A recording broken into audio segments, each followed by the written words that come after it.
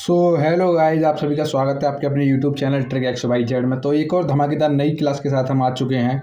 तो कल जो भी स्टूडेंटों का पेपर रहने वाला है, चाहे वो ग्रुप ए से हो या ग्रुप एल तक हो, जितने भी स्टूडेंट हैं ई ग्रुप E1 के, ग्रुप ई के जितने भी स्टूडेंट हैं, उनके लिए ये क्लास काफ़ी इंपॉर्टेंट होने वाली है, क्योंकि कल है आपकी 10 तारीख। और काफ़ी स्टूडेंट ऐसे हैं जिनके जो हैं, जो बायोलॉजी से हैं या जो ग्रुप ए से भी हैं, तो उनका जो फिजिक्स का जो सिलेबस है वो थोड़ा ऐसा ही है। तो उनके लिए ये क्लास चलाई गई है। काफ़ी इंपॉर्टेंट क्लास ये आप सभी के लिए होने वाली है, जिसमें आपके जो है वायरल क्वेश्चन कराए जाएंगे, जो कि फिजिक्स में इंपॉर्टेंट आपके रिपीटेड हो रहे हैं। ठीक है ना। तो काफ़ी स्टूडेंट जो एग्जाम दे के आए हैं, तो उनसे बात होने के बाद ये क्लास लाई गई है, क्योंकि उन्होंने जो क्वेश्चन बताए हैं उसी के आधार पर आपके नए क्वेश्चन बनाए गए हैं, जिससे कि आपके एग्जाम में आपके पूछने के चांसेस रहेंगे। तो स्टार्ट करते हैं बिना देरी करते हुए क्लास को। तो क्वेश्चन नंबर 1 कुछ इस टाइप से आपके सामने रहेगा। बताइए, बल की ऐसा इकाई क्या है? बताइए, बल की ऐसा इकाई क्या है? बताइए, बल की ऐसा इकाई क्या है? तो बल की ऐसा इकाई जो है, ऐसा यूनिट ऑफ फोर्स, तो न्यूटन आपकी बल की ऐसा इकाई है। क्या है? न्यूटन। न्यूटन इसका ऑप्शन बी राइट आंसर हो जाएगा।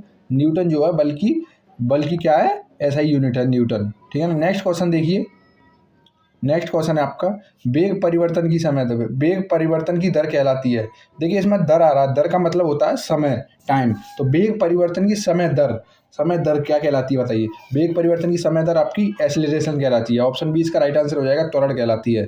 वेग परिवर्तन की समय दर क्या कहलाती है? त्वरण कहलाती है। ठीक है ना। नेक्स्ट क्वेश्चन देखिए। नेक्स्ट क्वेश्चन है आपका, 1 किलोवाट बराबर कितना होता है? इंपॉर्टेंट क्वेश्चन है, काफ़ी बार पूछा गया है, इस बार के एग्जामों में काफ़ी, मतलब 1-2 सेटों में पूछा गया है, लगातार पूछा जा रहा है। 1 किलोवाट घंटा बराबर कितना होता है? 1 किलोवाट बराबर कितना होता है? तो 1 किलोवाट बराबर आपका होता है 10 की पावर 3 वाट। ऑप्शन बी राइट आंसर हो जाएगा इसका, 10 की पावर 3 वाट। 10 की पावर 3 वाट जो होता है वो 1 किलोवाट के बराबर होता है। कितना? 10 की पावर 3 वाट। इंपॉर्टेंट क्वेश्चन है ये वाला, स्टार लगा लेंगे इस पर। नेक्स्ट क्वेश्चन देखिए, विद्युत ऊर्जा को यांत्रिक ऊर्जा में बदलने वाला यंत्र। बताइए, विद्युत ऊर्जा को यांत्रिक ऊर्जा में बदलने वाला यंत्र। विद्युत ऊर्जा को यांत्रिक ऊर्जा में बदलने वाला यंत्र कौन सा है? बताइए, किस यंत्र के द्वारा विद्युत ऊर्जा को यांत्रिक ऊर्जा में बदला जाता है? कौन सा यंत्र है वो? तो वो आपका ऑप्शन भी राइट आंसर हो जाएगा इसका, मोटर। मोटर के द्वारा क्या करते हैं? जनरली इलेक्ट्रिक एनर्जी को हम किस में करते हैं? मैकेनिकल एनर्जी में कन्वर्ट करते हैं। किसके द्वारा करते हैं हम? वो करते हैं आप मोटर के द्वारा। ठीक है ना। मोटर इसका राइट आंसर हो जाएगा, ऑप्शन बी। आपने घरों में देखा होगा, जो चारा काटने वाली मशीनें होती हैं गाँव में, तो उनमें क्या होता है, जैसे मोटर वाली मशीन की मैं बताऊं, तो उसमें इलेक्ट्रिसिटी सप्लाई कराते हैं हम, और दूसरी तरफ से वो क्या होता है, उसका आगे की तरफ का जो पहिया होता है वो घूमता है, जिस पे पटरा लगा रहता है, चारा काटने वाला पटरा लगा रहता है। तो वो क्या करती है, वो काम वो इलेक्ट्रिक एनर्जी लेती है और मैकेनिकल एनर्जी में कन्वर्ट करके उसको दे देती है, जिससे कि चारा आसानी से कट जाता है। नेक्स्ट क्वेश्चन देखिए, न्यूटन का तीसरा नियम संबंधित है। ये भी इंपॉर्टेंट क्वेश्चन है आपका। न्यूटन का तीसरा नियम किससे संबंधित है? बताइए, किससे संबंधित है? तो वो आपका है option C, action and reaction से संबंधित, क्रिया प्रतिक्रिया से संबंधित है। किससे संबंधित है? क्रिया व प्रतिक्रिया से संबंधित है। ऑप्शन सी इसका राइट आंसर हो जाएगा। न्यूटन का जो तीसरा नियम है वो क्रिया प्रतिक्रिया से संबंधित है। मतलब किसी वस्तु या किसी पिंड पर हम जितना बल लगाएंगे, वो पिंड उतना ही बल हमारे विपरीत दिशा में लगाएगा। ठीक है ना। कौन सा नियम है वो एक्शन एंड रिएक्शन का नियम है, न्यूटन का तीसरा नियम जो है। नेक्स्ट देखिए, कार्य की इकाई क्या है? कार्य की इकाई बताइए, कार्य की इकाई क्या है? तो कार्य की इकाई, द यूनिट ऑफ वर्क क्या है? कार्य की इकाई आपकी जूल है। ऑप्शन बी इसका राइट आंसर रहेगा। जूल जो है कार्य की इकाई है। क्या है? कार्य की इकाई जूल है। नेक्स्ट क्वेश्चन देखिए। नेक्स्ट क्वेश्चन है आपका, विद्युत धारा को मापने वाला यंत्र है। Instrument to measure electric current. बताइए, विद्युत धारा को मापने वाला यंत्र कौन सा है? विद्युत धारा किसके द्वारा मापी जाती है? किसके द्वारा मापी जाती है? तो वो किसके द्वारा मापी जाती है? अमीटर के द्वारा मापी जाती है। ऑप्शन बी इसका राइट आंसर हो जाएगा, अमीटर के द्वारा। अमीटर के द्वारा क्या मापी जाती है? विद्युत धारा को मापते हैं। किसके द्वारा? अमीटर के द्वारा। नेक्स्ट देखिए, निर्वात में प्रकाश की गति होती है। निर्वात में प्रकाश की गति, the speed of light is vacuum is. निर्वात में प्रकाश की गति कितनी होती है? बताइए, निर्वात में प्रकाश की गति। इंपॉर्टेंट क्वेश्चन है ये वाला।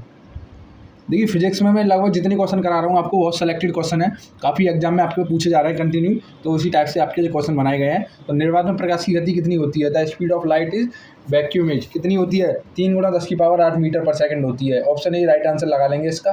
3 × 3 × 3 × 10⁸ मीटर पर सेकंड होती है। किसमें? निर्वात में। निर्वात में प्रकाश की चाल कितनी होती है? 3 × 10⁸ मीटर पर सेकंड होती है। नेक्स्ट क्वेश्चन देखिए। नेक्स्ट क्वेश्चन है, कार्य शून्य होता है तब। कार्य कब शून्य होता है? Work done is zero when. कब होता है कार्य शून्य?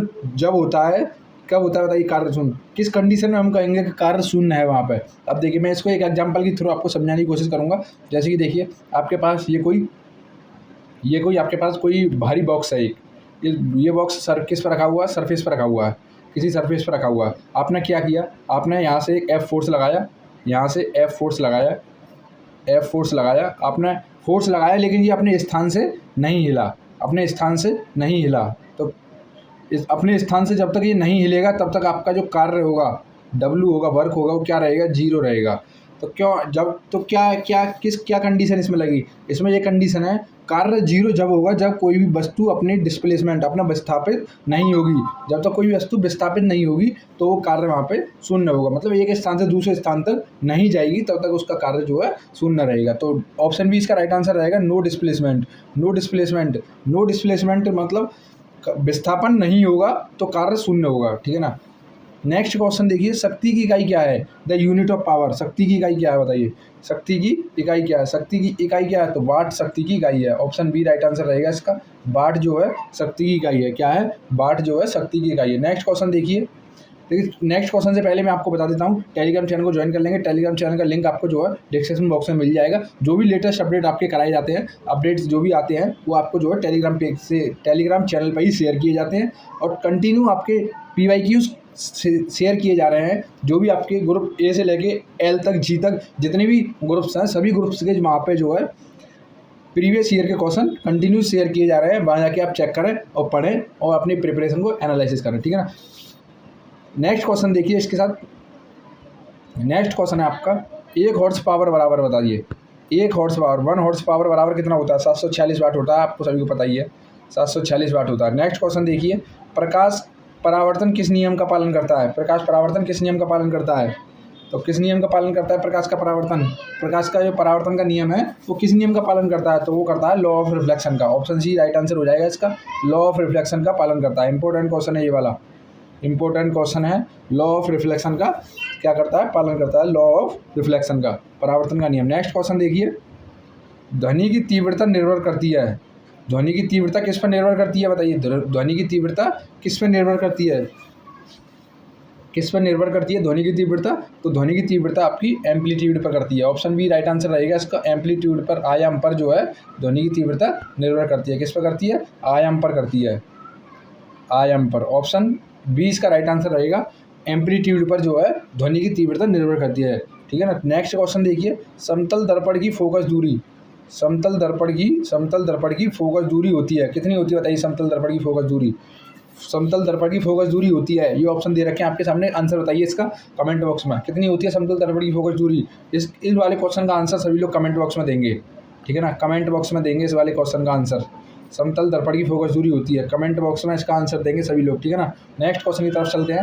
नेक्स्ट क्वेश्चन है आपका, घरों में उपयोग होने वाली विद्युत ऊर्जा की इकाई है बताइए। घरों में उपयोग होने वाली विद्युत ऊर्जा की इकाई है electricity energy unit use in Holmes. देखिए क्या करेंगे आप, सबसे पहले क्वेश्चन को अच्छे तरीके से पढ़ेंगे, पढ़ने के बाद फिर उसको ऑप्शन देखेंगे, ऑप्शन फिर आंसर करेंगे, ठीक है ना। तो इसमें लिखा हुआ है घरों में उपयोग होने वाली विद्युत ऊर्जा की इकाई है। आपके देखिए आपके घर पे जब बिजली का बिल आता है तो वहाँ पे क्या लिखा रहता है? एक मतलब वहाँ पे ये तो लिखा नहीं रहता है एम्पियर या कुछ वैसा, तो जूल वगैरह तो लिखा नहीं रहता है। क्या लिखा रहता है वहाँ पे? सिंपल लिखा रहता है यूनिट्स वगैरह के आगे KWH लिखा रहता है, KWH। तो यही इसका आंसर हो जाएगा। क्या है? जब घरों में उपयोग होने वाली विद्युत ऊर्जा की इकाई क्या है? KWH है, किलोवाट घंटा है, KWH, किलोवाट घंटा। तो ठीक है ना, घरों में उपयोग होने वाली विद्युत ऊर्जा की इकाई क्या है? किलोवाट घंटा है। नेक्स्ट देखिए, वाहनों में कौन सा दर्पण प्रयोग होता है? वाहनों में कौन सा दर्पण प्रयोग होता है? देखिए दर्पण वाले क्वेश्चन में जनरली जो है सभी स्टूडेंट कंफ्यूज रहते हैं, तो आंसर इसका अच्छे से पढ़ के देंगे। तो वाहनों में कौन सा दर्पण उपयोग होता है? कौन सा दर्पण उपयोग होता है? कौन सा होता है बताइए? देखिए वाहनों में जो दर्पण लगे रहते हैं वो पीछे का देखने के लिए होता है, बैक देखने के लिए होता है, बैक का एरिया देखने के लिए होता है। तो वो इस टाइप से लगे होते हैं कि आपको जो पीछे छोटी वस्तु दिखाई दे रही है वो शीशे में आपको बड़ी दिखाई दे। तो कैसा दर्पण होगा वो? तो वो उत्तल दर्पण होता है, कॉन्वेक्स लेंस होता है वो। कौन सा? कॉन्वेक्स लेंस होता है, कॉन्वेक्स लेंस। उत्तल लेंस लगे रहते हैं वाहनों में। कौन से लेंस लगे रहते हैं? उत्तल लेंस लगे रहते हैं। वो उभरे टाइप के होते हैं, ठीक है ना, उभरे टाइप के लेंस होते हैं, ठीक है ना। इस टाइप से रहता है थोड़ा, तो आपने देखा भी होगा, इस टाइप से लगा रहता है, थोड़ा उभरा रहता है बाहर की तरफ, ठीक है ना। तो कौन सा लेंस होता है वो होता है आपका उत्तल लेंस लगा रहता है, कॉन्वेक्स लेंस होता है। नेक्स्ट क्वेश्चन देखिए, नेक्स्ट क्वेश्चन है आपका, प्रतिरोध की इकाई क्या है? प्रतिरोध की इकाई क्या है बताइए? प्रतिरोध की एसआई इकाई है या एसआई यूनिट ऑफ रेजिस्टेंसेज। प्रतिरोध की एसआई इकाई है। कौन सी इकाई है बताइए एसआई इकाई प्रतिरोध की? तो ओम जो है प्रतिरोध की एसआई इकाई है। ऑप्शन ए इसका राइट आंसर हो जाएगा ओम। ओम क्या है? प्रतिरोध की एसआई इकाई है। ओम क्या है? ओम जो है प्रतिरोध की एसआई यूनिट है। एसआई यूनिट है। नेक्स्ट क्वेश्चन देखिए। नेक्स्ट क्वेश्चन है तापमान मापने वाला यंत्र है। इंपॉर्टेंट क्वेश्चन है ये वाला। तापमान मापने वाला यंत्र कौन सा है? The instrument to measure temperature. किसके द्वारा तापमान नापते हैं? किसकी सहायता से हम तापमान को मापते हैं? किसकी सहायता से नापते हैं? तो ऑप्शन बी इसका राइट आंसर है थर्मामीटर के द्वारा। थर्मामीटर के द्वारा क्या नापते हैं? टेम्परेचर को जो है मेजर किया जाता है। किसके द्वारा किया जाता है? थर्मोमीटर के द्वारा। नेक्स्ट क्वेश्चन देखिए। नेक्स्ट क्वेश्चन है कोई वस्तु गति में है यदि a body is said to be in a motion if. कोई वस्तु गति में है यदि, कब गति में होगी? कोई वस्तु कब गति में होगी बताइए? कब गति में होगी? It change position. Option B इसका राइट आंसर हो जाएगा इट चेंज पोजीशन। जब वो अपने स्थान से दूसरे स्थान पे जाएगी तब वो गति में कहलाएगी। ठीक है ना? उसी एग्जांपल की तरह मैं दोबारा बता दूंगा आपको इजीली, कोई दिक्कत नहीं है। देखिए वही वाला एग्जांपल लेंगे। जो कोई पिंड रखा है यहाँ पे, कोई आपका यहाँ पे कोई बॉक्स वगैरह रखा है, ये सरफेस है। आपने क्या किया? यहाँ पे F फोर्स लगाया आपने यहाँ से। इसकी पोजीशन जो थी पहले P1 थी। ठीक है ना? क्या थी? P1 थी। लेकिन अब ये आपने यहाँ पे फोर्स लगाया तो ये यहाँ से हटके यहाँ आ गया, कुछ दूरी पे आ गया, यहाँ आ गया। सपोज दैट यहाँ पे आ गया तो इसकी पोजीशन क्या हो गई? अब P2 हो गई। मतलब अपने स्थान से क्या हो गई? बदल गई। इस पहले स्थान इसका ये था 1 नंबर, अब ये कहाँ पे आ गया? यहाँ पे आ गया। ठीक है ना? दूसरे नंबर पर आ गया ये। तो इसकी पोजीशन में क्या आया है? बदलाव आया है। तो कोई वस्तु गति में जब होगी जब उसकी पोजीशन में बदलाव आ जाएंगे या उसमें कोई भी विस्थापन होगा। ठीक है ना? एक तरीके से विस्थापन कह लेंगे, ऐसे भी विस्थापन होगा तब वो ही गति में कहलाएगी। ठीक है? नेक्स्ट क्वेश्चन देखिए। ध्वनि नहीं चल सकती। किसमें नहीं चल सकती ध्वनि? 3 मीडियम दे रखे हैं इसमें। कौन से मीडियम में आपकी ध्वनि गति नहीं कर सकती बताइए? कौन से मीडियम में जो है ध्वनि गति नहीं कर सकती? कौन सा मीडियम है? तो ऑप्शन डी इसका राइट आंसर हो जाएगा वैक्यूम में। निर्वात में ध्वनि जो है गति नहीं करती। किसमें? निर्वात में। ऑप्शन डी राइट आंसर हो जाएगा इसका। निर्वात में जो ध्वनि होती है क्या नहीं करती? गति नहीं करती। ठीक है ना? ध्वनि नहीं चल सकती निर्वात में। ठीक है ना? नेक्स्ट क्वेश्चन देखिए।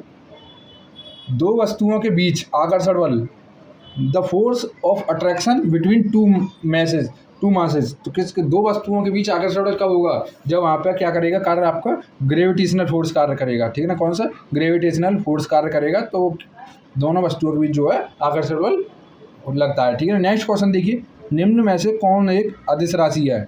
अदिश राशि पूछ रहा है। अदिश राशि कमेंट बॉक्स में सभी लोग इसका आंसर देंगे। अदिश राशि का कॉन्सेप्ट मैंने आपका पिछली क्लास में ही कंप्लीट करा दिया था। पिछली क्लास में काफ़ी अच्छे वे में आपको समझा भी दिया था। तो सदिश राशि अदिश राशि का कॉन्सेप्ट आप भूलेंगे भी नहीं अगर आपने अच्छे से पढ़ा होगा। तो इसका आंसर जो है आप कमेंट बॉक्स में देंगे कि निम्न में से कौन एक अदिश राशि है। अदिश राशि पूछ रहा है। देखिए सदिश के क्वेश्चन में आप क्या करेंगे? पहले क्वेश्चन को अच्छे तरीके से पढ़ेंगे। अदिश कह रहा है अदिश राशि पूछनी है तो अदिश राशि इसमें बताइए कौन सी है। कमेंट बॉक्स में इसका आंसर देंगे सभी लोग। नेक्स्ट क्वेश्चन देखेंगे। पैराशूट में कौन सा नियम उपयोग होता है? इंपॉर्टेंट क्वेश्चन है ये वाला। इंपॉर्टेंट क्वेश्चन है। पैराशूट में कौन सा नियम उपयोग होता है? कौन सा नियम होता है बताइए?